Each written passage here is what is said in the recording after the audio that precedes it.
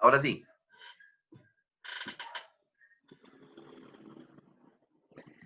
Muy buenos días, muchas gracias a las personas que se unen con nosotros a esta transmisión con el presidente de la Comisión Nacional de Emergencia, don Alexander Solís. Yo soy Gustavo Delgado, espero que estén teniendo una excelente mañana y que les haya gustado bastante el programa de hoy.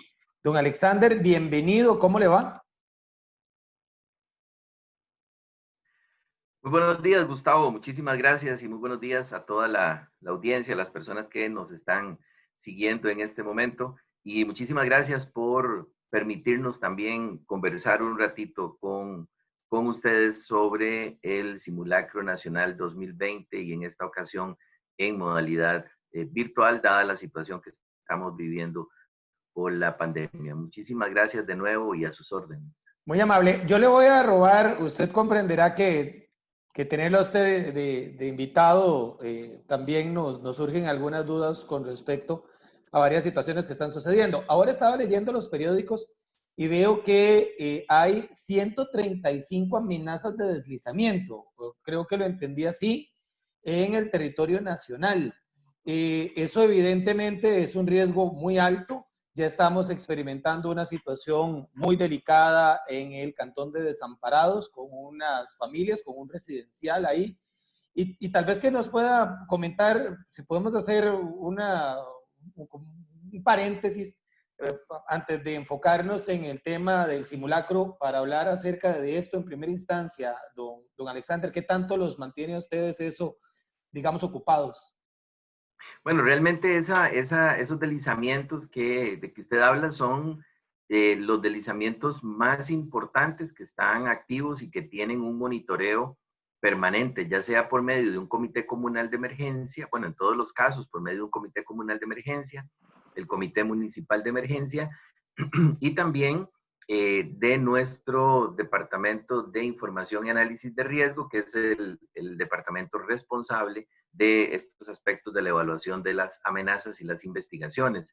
No obstante, también permítame decirle que tenemos registradas más de 1.500 comunidades que tienen algún grado de vulnerabilidad, ya sea por deslizamientos o por inundaciones. Además, pues por supuesto, vivimos en un país sísmico y justamente es por eso que nos dimos a la tarea en el 2019 de desarrollar el primer simulacro de evacuación por sismo, y en este 2020 pues no hemos querido bajar la guardia, aún en el contexto de la pandemia, no hemos querido bajar la guardia y hemos invitado a las familias costarricenses y a todas las personas en los centros de trabajo, en los centros educativos, en los comercios, a que preparen su plan de emergencia y lo podamos probar bajo la modalidad virtual. También que garanticemos que nos organicemos en burbujas sociales sin romper en la medida de lo posible las burbujas sociales durante una emergencia. Y por supuesto, en este caso, pues la idea es que estemos preparados y preparadas bajo esta nueva condición. Pero como le decía, son más de 1.500 comunidades vulnerables a lo largo y ancho del país. Y en el caso particular de los deslizamientos, pues estos son los que están identificados con un seguimiento. No obstante, pues sí es importante, muy importante que siempre tengamos un conocimiento adecuado del sitio donde vivimos. Por eso justamente uno de los pasos del plan, de la construcción del plan de emergencias familiar y comunal implica una identificación de las amenazas externas. Muy bien. La otra consulta que le tengo, don Alexander, que digamos se sale un poco del tema central, es bueno, ¿cómo se ha visto afectado el trabajo de la Comisión Nacional de Emergencias en medio de manifestaciones, bloqueos, cierres de carreteras? Bueno, todo este descontento que se ha estado observando y que se mantiene todavía, o por lo menos se mantenía hasta el día de ayer, ¿verdad? Para lo que significa no solamente la atención de la pandemia, ¿verdad? Que esto sé que los tiene pues, muy ocupados, sino otro tipo de situaciones que se están presentando propios de lo que es la temporada lluviosa. Bueno, dos o tres elementos importantísimos ahí. Uno de ellos tiene que ver con el rompimiento de las medidas de prevención por contagio del COVID-19, y pues ahí lo importantísimo mencionar para las personas que están desarrollando este tipo de actividades, pues en primera instancia nuestra recomendación es abstenerse de romper la burbuja social y de conformar estos grupos. Pues se entiende que las personas identifican algunas causas y se unen en eso, pero nuestra recomendación siempre va a ser no romper esas burbujas sociales y cumplir a cabalidad todas las medidas de seguridad, porque este tipo de manifestaciones lo que nos llevan es a aglomeraciones, a violentar justamente esas medidas de protección personal y pueden aumentar el contagio. Entonces, realmente un llamado en ese sentido. El segundo, en términos de la atención de las emergencias cotidianas, la mayor afectación que hemos visto es cómo se han presentado incidentes con unidades de bomberos, con vehículos de policía de tránsito, con ambulancias de la Caja Costarricense de Seguro Social, de la Benemérita Cruz Roja Costarricense. Y en esa línea, pues, sí es muy importante entender que hay una serie de principios y fundamentos que rigen el accionar de las instituciones del Sistema Nacional de Gestión de Riesgo y Atención de Emergencias. Y uno de ellos es el carácter humanitario que tienen estas instituciones. De modo tal que siempre que veamos una ambulancia, siempre que veamos una unidad de bomberos, hay una vida de por medio o muchas vidas de por medio. Y no importa si este vehículo va hacia la emergencia o viene de atender una emergencia. Lo que sí es importante es comprender que en situaciones normales y aún en estas situaciones de crisis como en la que estamos, los vehículos de emergencia son vehículos que tienden cuya misión es garantizar la protección de la seguridad y la vida de las personas. Y también, pues, los socorristas que viajan en estos vehículos son personas fundamentales en la primera línea de atención, no solamente por emergencias cotidianas, sino también en el marco de la pandemia. Y el tercer elemento es, pues, con las inundaciones de Guanacaste del fin de semana anterior, gracias a Dios no hemos tenido inconveniente con los bloqueos. Eso fue muy localizado, Tilarán, Bagaces, Cañas, y no se presentaron inconvenientes importantes, pero sí un llamado a las personas que están en los diferentes bloqueos, pues que estamos bajo condición de alerta en este momento por influencia de el huracán Delta que está circulando en el Mar Caribe, y por la tarde-noche podríamos tener aumento de las lluvias y eventualmente un requerimiento de movilización. No siempre vamos a requerir hacerlo en una ambulancia, hay otro tipo de vehículos que también participan activamente en la atención de la emergencia, por ejemplo, el movimiento de las muestras eh,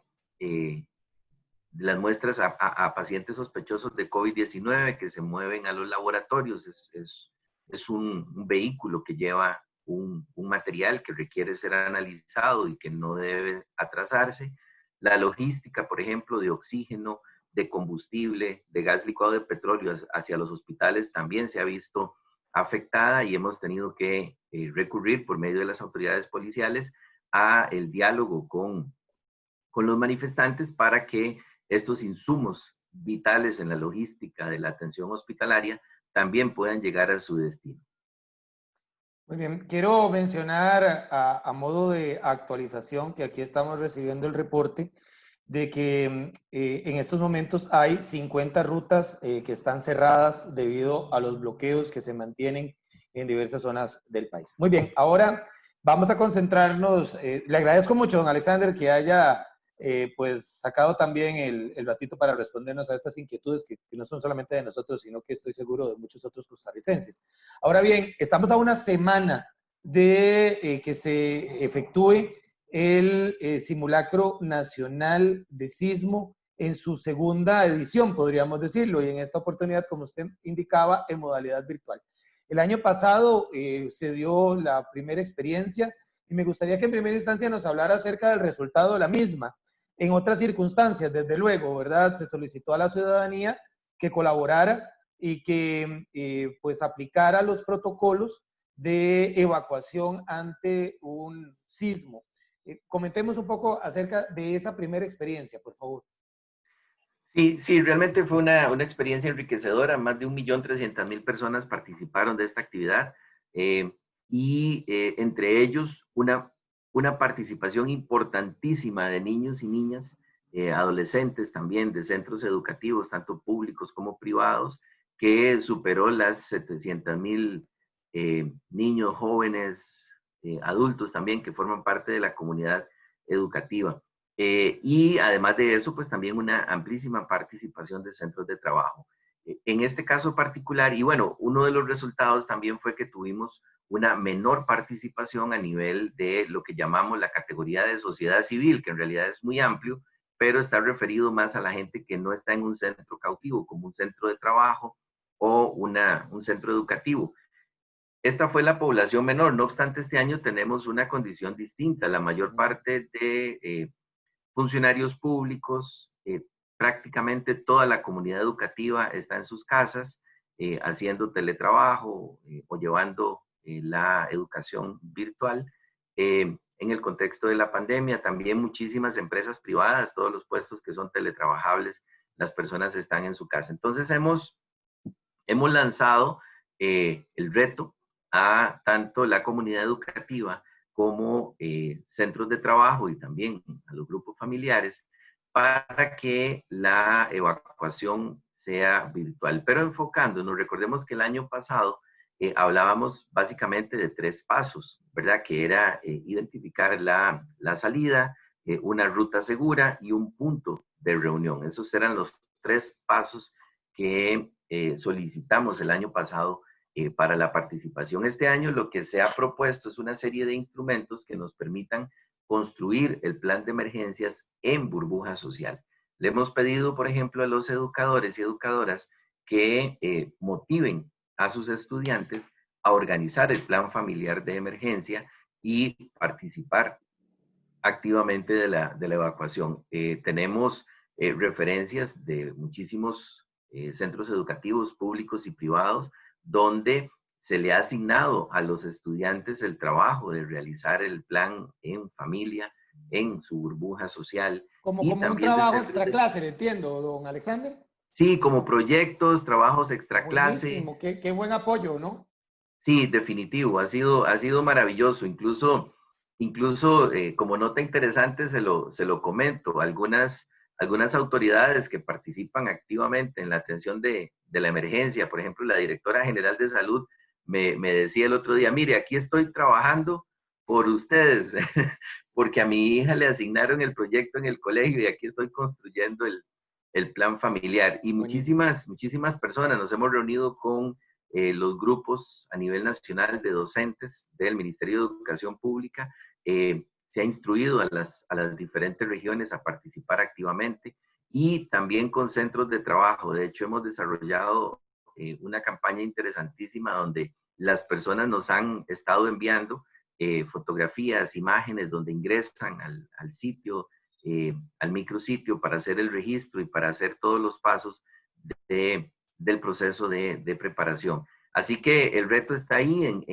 Este año hemos planteado 7 pasos. Uno es reconocer el sitio donde vivimos o donde trabajamos. También le hemos pedido a las organizaciones de brigadas, departamentos de salud ocupacional, gerencias de las empresas, que garanticen, que motiven a sus trabajadores que están en sus casas también como parte de una extensión de los programas de salud ocupacional para que también estén seguros en lo que hoy día son sus centros de trabajo que también coinciden con sus casas de habitación. El segundo paso es identificar las amenazas. Ya hemos hablado de, incluso iniciamos esta transmisión conversando sobre las condiciones multiamenaza del país. Entender que además de los sismos a los que estamos expuestos en cualquier parte del territorio, hoy día tenemos una amenaza que es el virus del SARS-CoV-2 que causa la enfermedad COVID-19, pero también muchas personas habitan en zonas inundables, zonas propensas a deslizamientos, y entonces todo esto configura esa condición de amenaza. Hemos solicitado además definir las zonas seguras, porque si bien es cierto, en este momento el ejercicio es virtual, lo real es que en una emergencia verdadera, pues sí tenemos que identificar un sitio seguro y en algunos de los casos será en el exterior de la vivienda. Para eso hemos pedido que la planificación incluya no solamente la movilización en burbuja social, sino también en el habituallamiento, la disponibilidad de los insumos necesarios para protegernos del contagio del COVID-19 en la mochila de emergencia.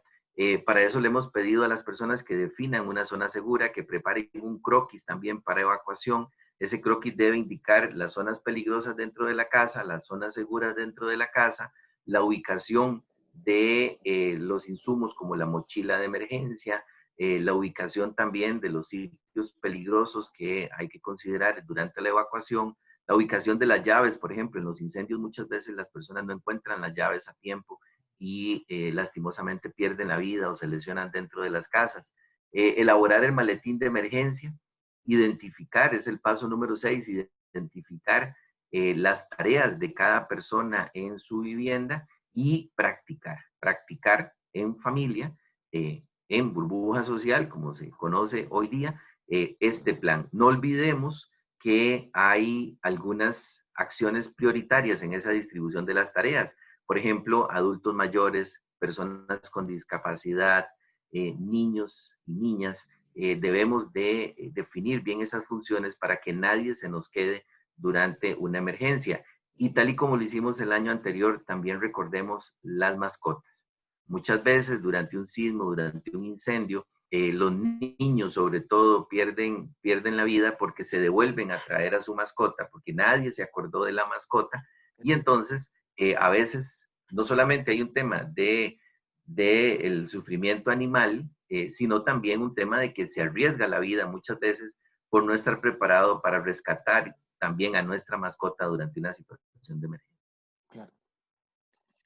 Yo quisiera mencionar que precisamente en estos meses, en estas semanas, experimentamos creo que un par o más de movimientos sísmicos fuertes, ¿verdad? Que en medio de la pandemia, y creo que uno fue inclusive de noche, que nos recordó, la naturaleza nos recordó que somos un país con múltiples vulnerabilidades. Al principio hablábamos de los deslizamientos, pero también podemos hablar de las fuertes lluvias y de inundaciones focalizadas.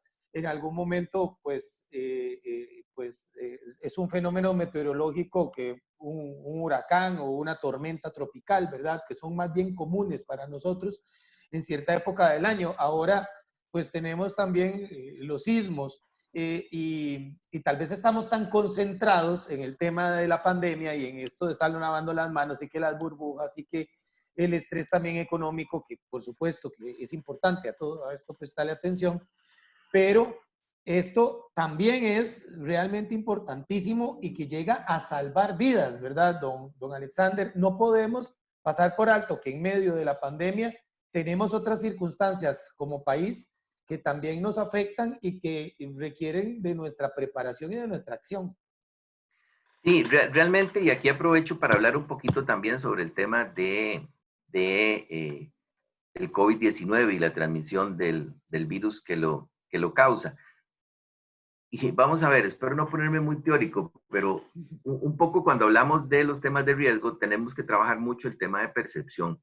Y entonces cuando hablamos de sismos, no hay duda que estamos frente a un peligro. ¿Por qué? Vamos a ver, voy a decirlo popularmente, porque nos mueven el piso. Claro. Porque sentimos cómo toda nuestra vivienda traquea, se mueve, las cosas se caen. Es decir, nos enfrentamos a una situación traumática que vivimos todos y todas al mismo tiempo. Y nadie tiene duda de que esa es una condición peligrosa. Cuando nos enfrentamos a un fenómeno atmosférico, lo tendemos a ver muy alejado y salvo que hayamos vivido en carne propia, porque habitamos en una zona inundable o propensa a deslizamiento, o porque recordamos que lo vimos por noticias o lo vimos en ese momento, tenemos digamos, una percepción de que eso nos puede afectar, aunque lo vemos lejano, pero decimos, uy, sí, qué torta, eso nos afecta, ¿verdad? Porque lo estamos viendo. Igual con los deslizamientos. A veces vemos la afectación por lluvias como la lluvia, pero si tenemos un deslizamiento es un fenómeno súbito. Muchas veces no nos preparamos para ellos y tenemos efectos importantes. Con lo que vivimos hoy día, bueno, también pasa con los incendios. Con los incendios tenemos la tendencia a pensar, eso nunca me va a pasar a mí, le pasa a otros, ¿verdad? Pero nos cuesta a veces identificar que también nuestra casa puede enfrentar un incendio, que la del vecino puede enfrentar un incendio y se puede propagar a la de nosotros y nos vamos a ver en una circunstancia donde nuestra vida está en peligro. Entonces, por eso es que hablamos de todo el modelo de preparación para emergencias a nivel familiar, comunitario y también municipal y nacional.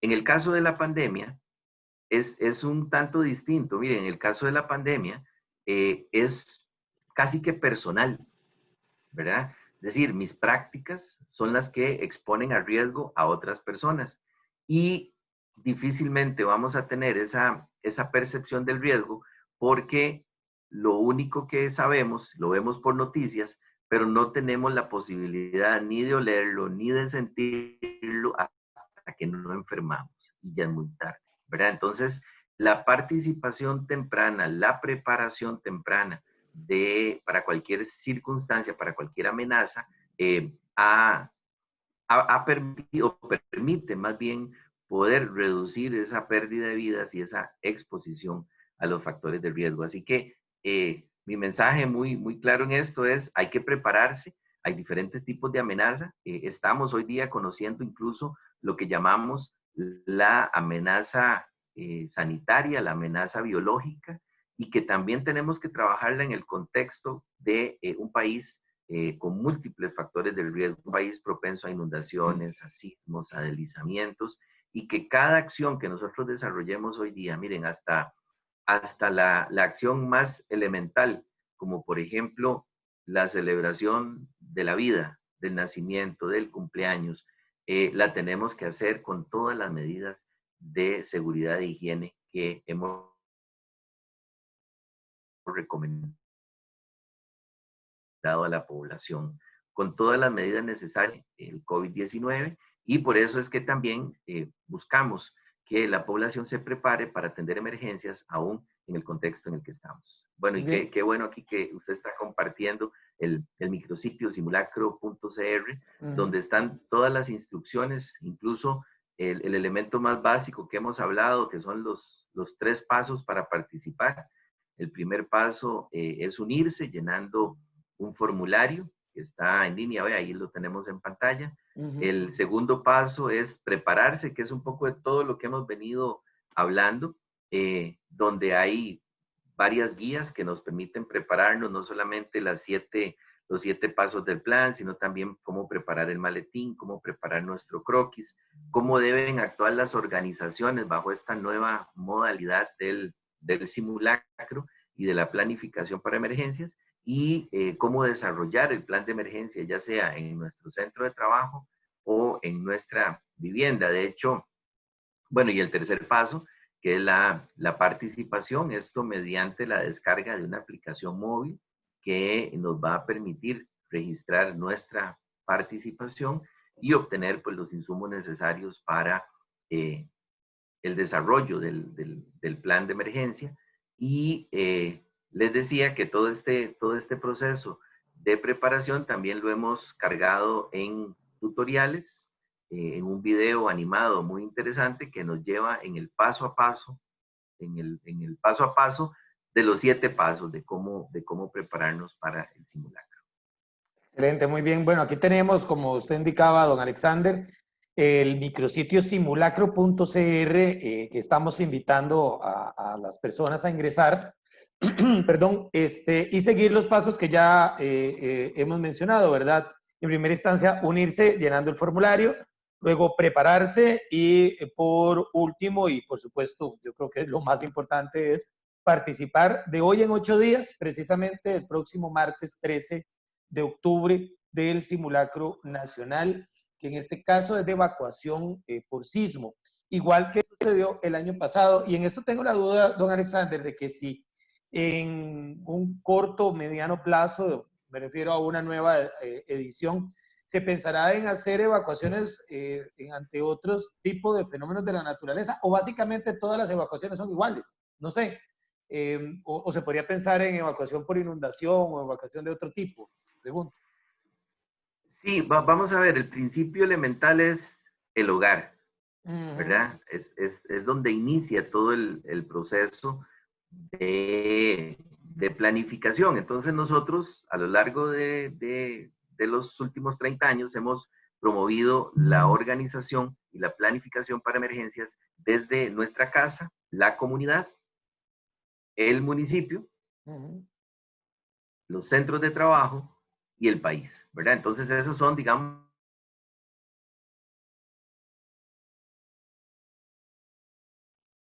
Creo que se nos quedó un poquito pegada la señal con don Alexander en estos momentos. comenzamos con el plan de emergencia.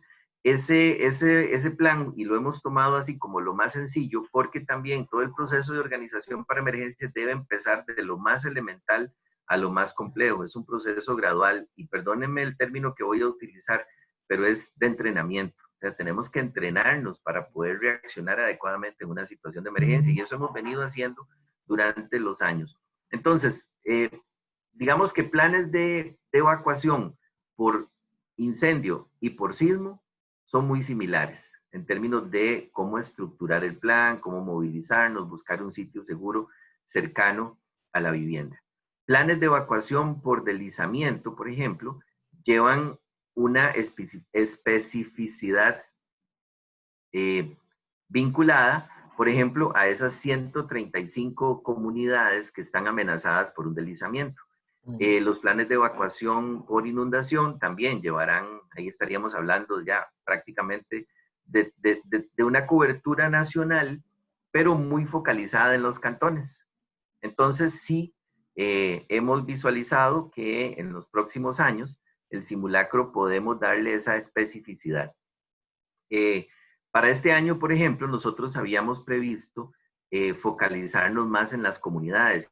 Incluso hablábamos del reto de hacer la evacuación comunitaria tipo 7 de la noche, que la mayor parte de la gente está llegando a sus casas, 7, 8 de la noche, para ver esa reacción comunitaria. Lo que pasa es que la condición de pandemia, pues nos cambió el panorama a todos, ¿verdad? En todos los sentidos, y por eso no hemos querido dejar pasar este año tampoco, y más bien preparar el plan para que el próximo año nosotros podamos agregar unas complejidades adicionales.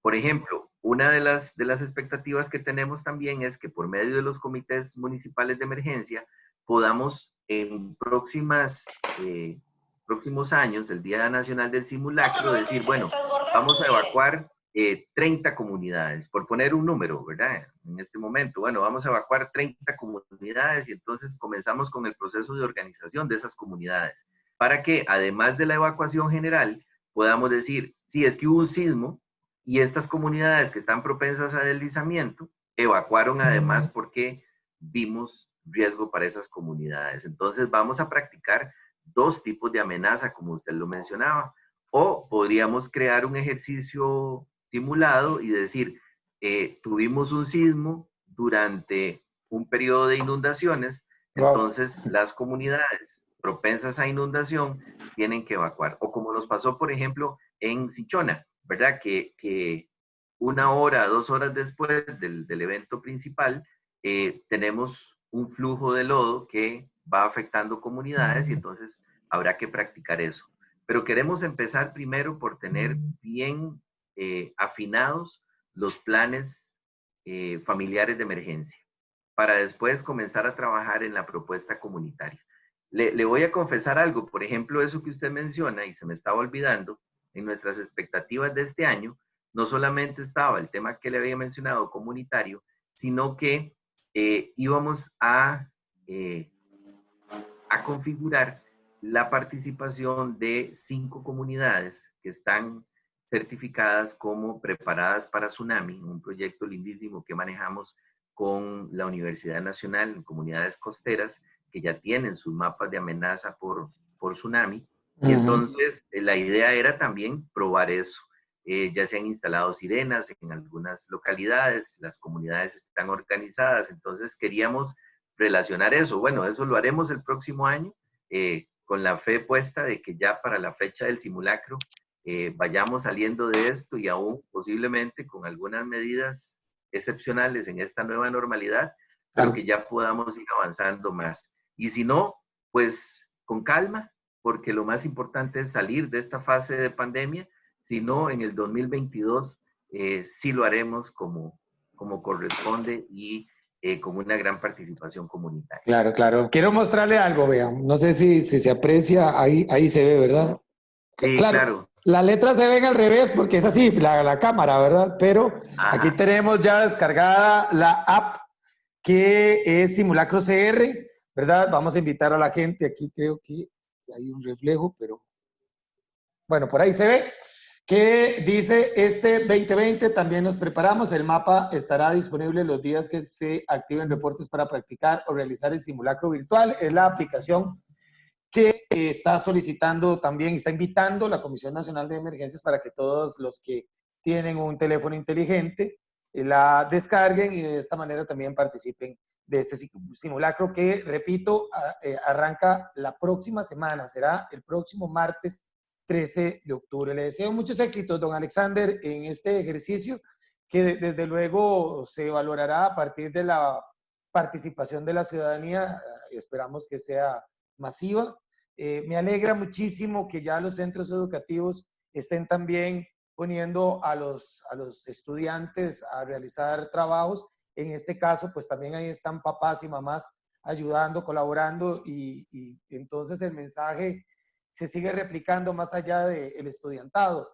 Y agradecerle por el tiempo que nos ha dedicado. Nosotros en el programa, en Panorama, vamos a estar también ofreciendo mensajes con respecto a este tema y luego podremos hacer incluso una entrevista para valorar el resultado del ejercicio. Muy amable.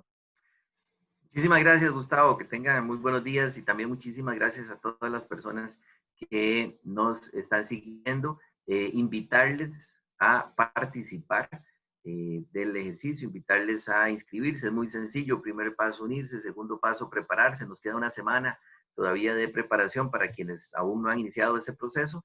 Y tercero, participar descargando el app, como ya lo hizo usted, Gustavo, y ahí van a estar todas las instrucciones de cómo participar ese 13 de octubre, que además es el Día Internacional para la Reducción del Riesgo de Desastres. Por eso hemos querido realizarlo en este momento. Debimos haber realizado el simulacro el 12 de agosto, Día Nacional del Simulacro. Sin embargo, no teníamos las condiciones para trabajar en ese momento y por eso quisimos utilizar esta segunda fecha.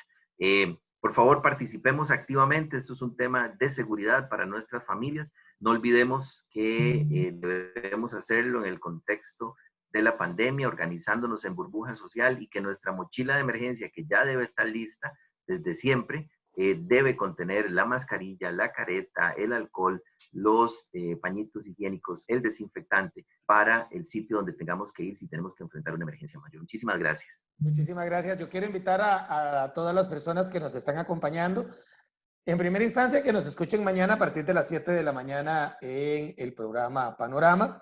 Y este jueves, jueves 8 de octubre, vamos a tener entrevista igualmente a las 7:30 de la mañana. Va a estar con nosotros don Olman Segura Bonilla. Don Olman es ex rector de la Universidad Nacional y actual director del Centro Internacional de Política Económica para el Desarrollo Sostenible, igualmente de la Universidad Nacional. Vamos a estar hablando acerca de la situación económica del país, así que desde ya cordialmente invitados. Que esté muy bien, don Alexander. Hasta luego. Muchísimas gracias. Hasta luego. Hasta luego.